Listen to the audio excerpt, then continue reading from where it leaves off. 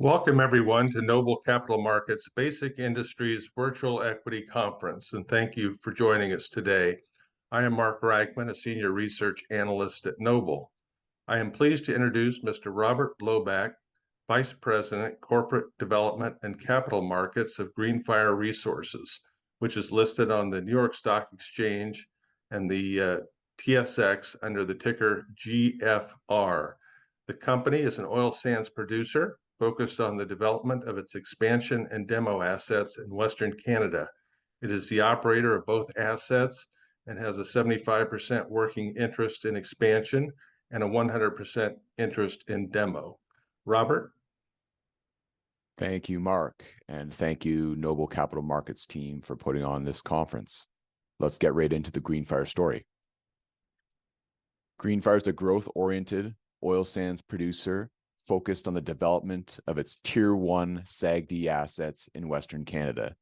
The company utilizes steam-assisted gravity drainage to produce from its oil sands resource in the Athabasca region.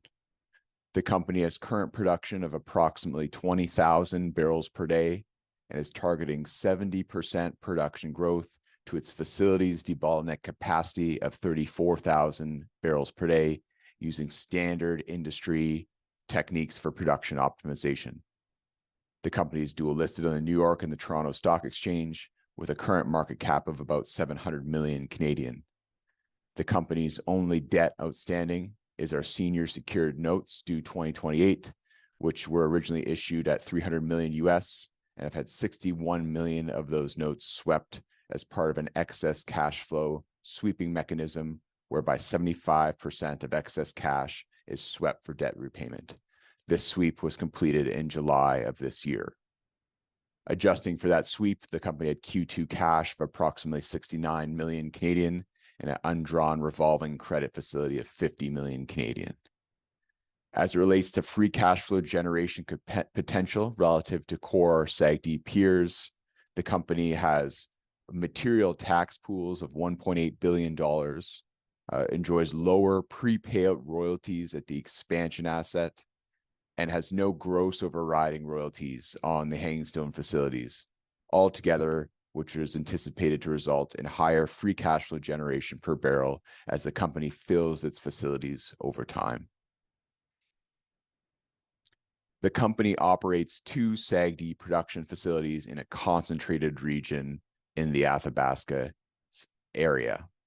The demo asset has a capacity of 7,500 barrels per day and is 100% owned by Greenfire, while the expansion asset has a capacity of 35,000 barrels per day and is 75% owned by Greenfire. The remaining 25% is owned by the Chinese CNOOC. Both of these facilities are underpinned by Tier 1 SAGD reservoirs, which provide structural, capital, and operating cost advantages relative to most SAGD assets that our peers operate. The company's strategy is to fill these SAGD plants by implementing proven SAGD optimization techniques to maximize the value of these currently underdeveloped SAGD assets. Everything that Greenfire owns and operates was originally constructed by the Japanese, a subsidiary of JAPEX called JACOS. The strategy is to execute proven development techniques that they were too conservative to implement. That's drilling of infill and redevelopment infill producer wells, implementing surface facility optimizations, and non-condensable gas or NCG co-injection and reservoir management. These production optimization techniques are standard in the SAGD industry, and Greenfire will be implementing those over time. The company has current production of about 20,000 barrels per day, and by continuing to implement these production optimization techniques, the company expects to be able to fill the plant's capacity to 34,000 barrels per day over the next 2 years. This production growth strategy is underpinned by 183 million barrels of proven reserves, which equates to a 28-year reserve life at current production rates, with an NPV of $2 billion at the reserve auditor price deck, or approximately $24 per share net of debt. For 2024, the company plans to grow production 13 to 19% relative to 2023 levels to 20 to 21,000 barrels per day and on an annual basis. This is on capital investment of 80 to 90 million in 2024, which is predominantly related to drilling, redevelopment, infill wells, with the remaining capital expenditure to be focused on surface facility optimizations, which is predominantly water and vapor handling. The SAGD business has a cost structure that's largely fixed. So all incremental barrels for production growth largely flow to the bottom line, which results in a higher operational leverage to production growth and commodity pricing.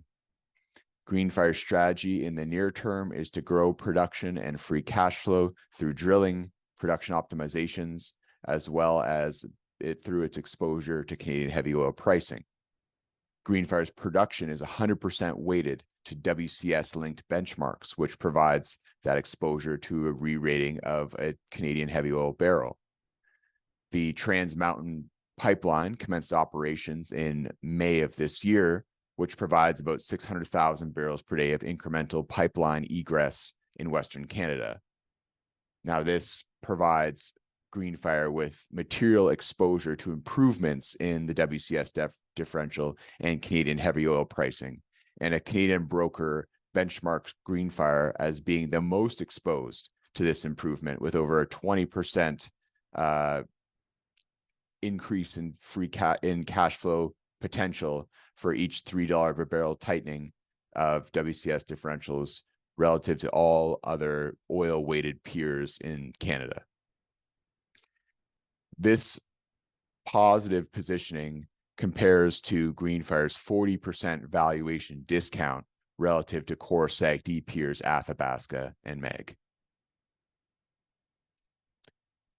Today, I'm going to walk you through greater details of the Greenfire story, including how the company has a Tier 1 SAGD reservoir, which differentiates it relative to other core peers. We'll talk about the 2 producing facilities that have expandable pipeline infrastructure in place, Greenfire's capital-efficient growth plan that's been executed at other SAGD assets, how it will translate to free cash flow generation potential with material exposure to Canadian heavy oil pricing, with the company focused on production growth, debt reduction, and positioning for shareholder returns. Greenfire has a Tier 1 SAGD reservoir. Now, a Tier 1 reservoir has no thief zones, no top gas, no bottom water, or lean zones that steal your steam and pressure. Reservoirs that have thief zones require what are called downhole pumps to produce production to surface. If you took the wellhead off of a reservoir that's not Tier 1, you would have no pressure at surface and you would require a pump to produce. If you take the well off of Greenfire's wells, you'd get a gusher that shoots 100 meters in the air. These thief zones require downhole pumps relative to Greenfire that just opens the valve and production flows to surface naturally. Management believes that we have 2 of the 5 Tier 1 SAGD reservoirs in Alberta. One SAGD reservoir is able to run hotter relative to wells that have thief zones, which allows the company to melt the bitumen faster and produce at higher rates. Now, since we produce without downhole pumps, which typically costs about $1 million a pump, our wells aren't subject to pump replacement economics when these pumps fail approximately every 2 years. Therefore, not only are production rates higher, but total estimated ultimate recoveries are typically also higher, given the wells can run to the end of life without these downhole pumps. When we quantify the structural cost advantage of a Tier 1 SAGD reservoir and calculate the electricity savings from not having to run downhole pumps, as well as the capital cost savings from not having to install and replace these costly downhole pumps at approximately $1 million per pump per well every 2 years, Greenfire estimates a $30 million annual gross savings, or $23 million net to the company, by having a Tier 1 SAGD reservoir that does not require downhole pumps to produce. Taking a step back and looking at the SAGD business as a whole, the project risk profile is largely front-end loaded for the life of the asset to construct your operating facilities and pipeline infrastructure. Now, Greenfire has 2 already producing SAGD facilities in place at the expansion and demo asset that have well-delineated reservoirs in approved developments. So this capital has already been invested by the Japanese, who spent $2.5 billion on their working interest in the expansion asset alone to construct this facility. The expansion asset was constructed in 2016, and the Greenfire team in 2023 began drilling redevelopment infill wells to accelerate production. These 10 redevelopment infill wells came on with initial production rates of about 1,500 barrels per day. The team has proceeded to install NCG co-injection and surface facility optimizations to apply the SAGD playbook to this asset, and which has shown initial increases in production rates. The demo asset has been in operation since 1999. Now, what's particularly interesting about the demo asset is that declines have remained relatively low without drilling any infill or refill wells, or without the use of downhole pumps. Now, we believe that the track record over the long term of not requiring downhole pumps provides durability and confidence in the structural cost advantage of Greenfire's Tier 1 SAGD reservoir at the expansion and the demo assets. This is because the demo asset shares the same Tier 1 SAGD reservoir and subsurface river channel as the expansion asset. The Greenfire team has drilled 3 extended reach redevelopment infill wells at over 2,000 meters of horizontal length in 2024, as we begin to apply the SAGD playbook to the demo asset as well. The demo asset is constrained by water handling capacity as an older facility that has higher water cuts. The Greenfire team has restarted its disposal well at the demo asset and has drilled and is in the process of commissioning, subject to regulatory approval, a second disposal well, which will provide additional operational flexibility and capability to support higher production rates at the demo facility. The Hangingstone facilities have substantial expandable infrastructure in place, particularly pipeline infrastructure for diluted bitumen and diluent, which is capable of supporting the company's production growth plan to 34,000 barrels per day and beyond, without installing additional pipe. For natural gas, the company sources its natural gas for steam generation via the NGTL system, and electricity is sourced from the Alberta grid. The expansion facility was originally not built to support NCG co-injection. The Greenfire team has installed NCG co-injection capability, including a compressor in the fourth quarter of 2023, which has supported higher reservoir pressure and initial production rates. The core aspect of the SAGD playbook is the drilling of incremental recovery wells. Typically, the industry has drilled what are called infill wells, whereby they'll produce the preheated wedge of oil between 2 SAGD well pairs using infill well, which is a new vertical and horizontal wellbore to produce that bitumen wedge. The industry has now shifted to drilling what's called a refill well, whereby they re-enter an existing producer, abandon the horizontal, and kick the well off to drill a refill producer into that preheated wedge, which saves the drilling of a vertical producer well, as well as wellhead and surface tie-in infrastructure.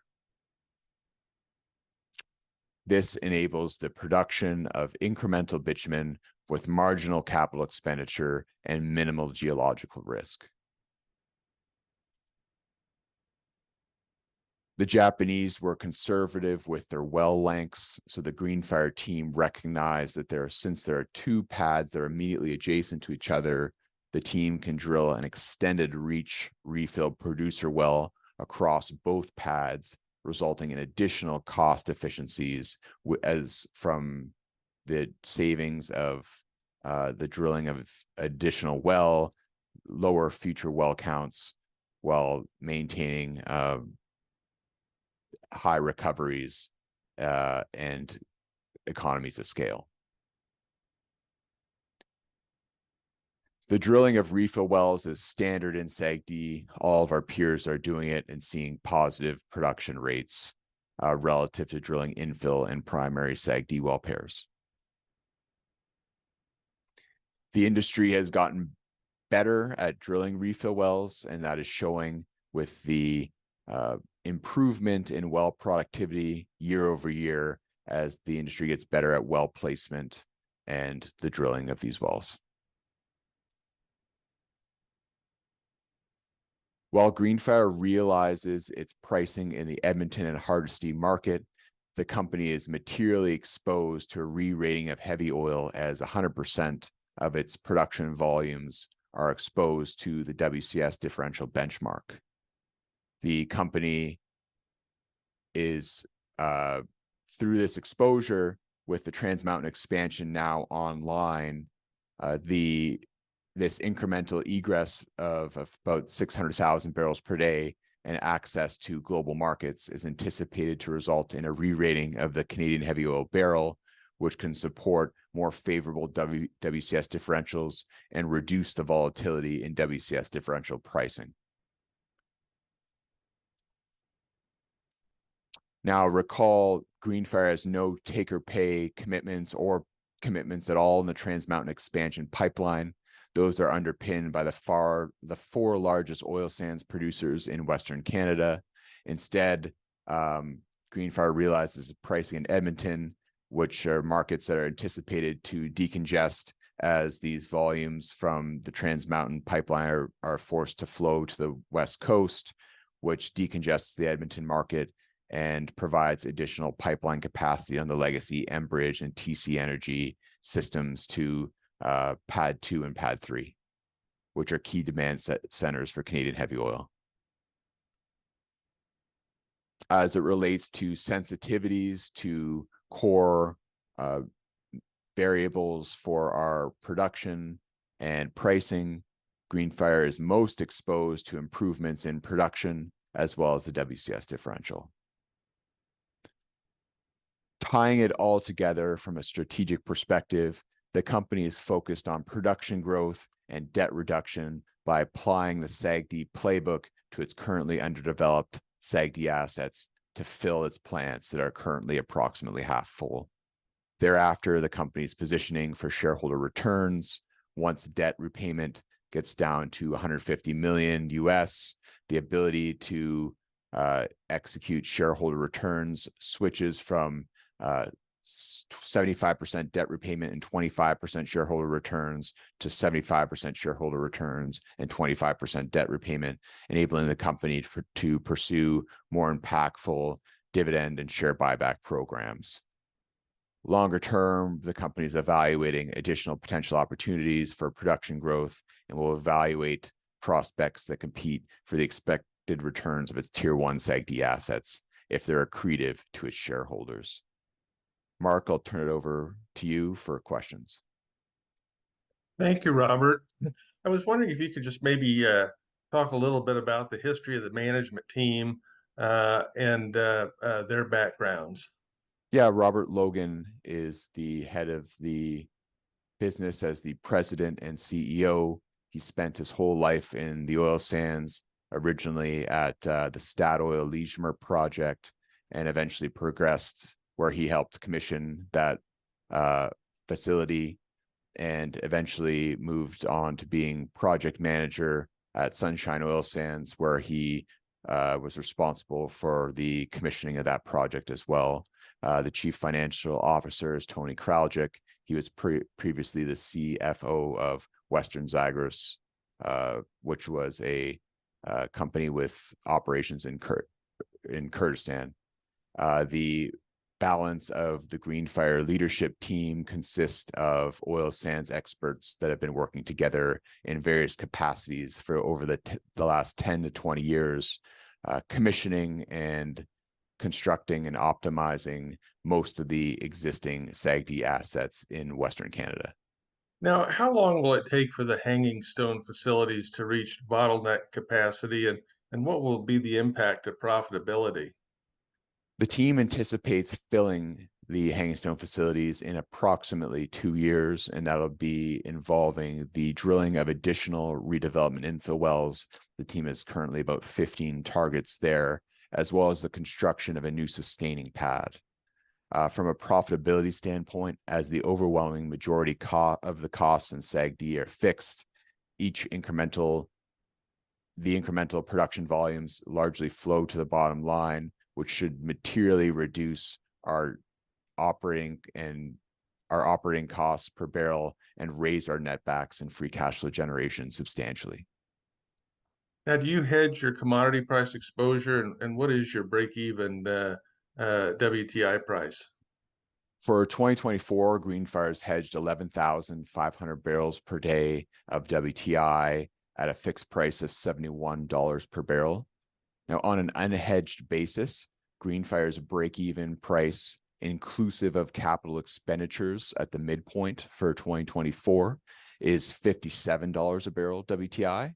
But including this hedging program for 2024, the company's break-even WTI price is $36 a barrel, which we think provides the ability to navigate an extremely volatile commodity price environment, in addition to the company's higher cash levels and undrawn revolving credit facility.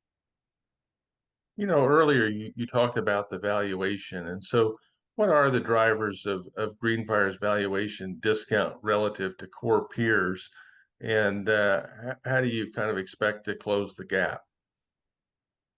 Greenfire currently trades at approximately 40% valuation discount relative to its core peers, Athabasca and MEG.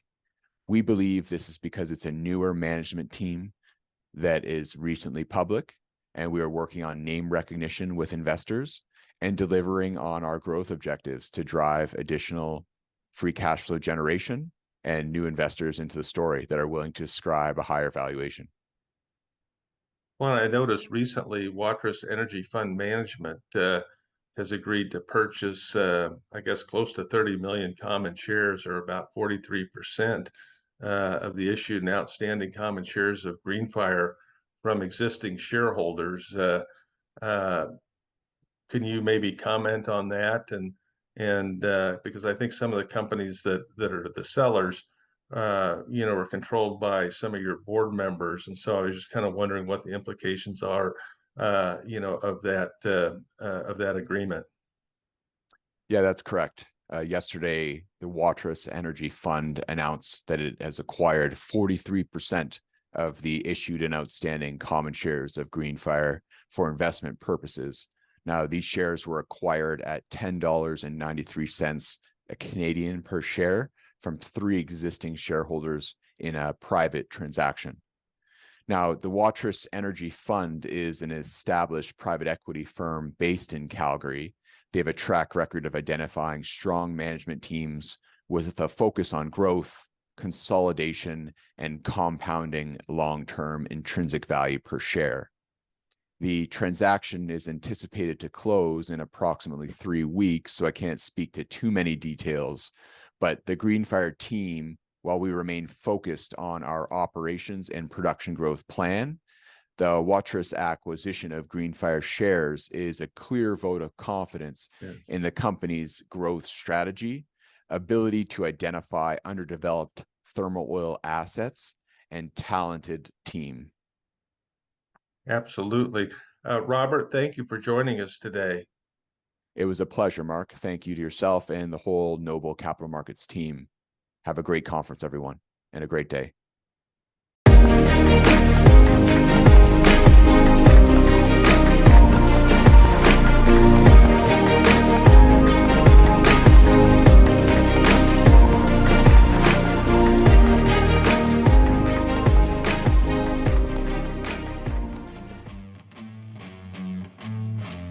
Kevin O'Leary here, aka Mr. Wonderful.